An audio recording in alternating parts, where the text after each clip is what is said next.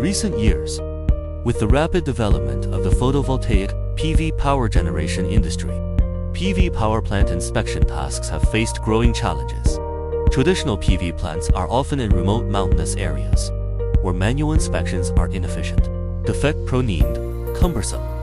To address these issues, Dateng North China Electric Power Test and Research Institute has built an intelligent inspection system using multimodal biped robot Tron1 by Limix Dynamics.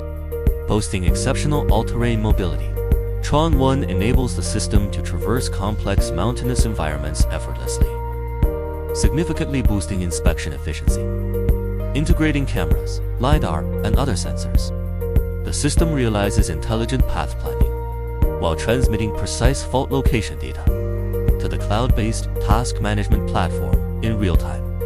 For demanding tasks like PV backsheet inspection, the system combines multispectral sensors with high-definition cameras to detect hidden fault, including junction box overheating, cable aging, and loose bolts.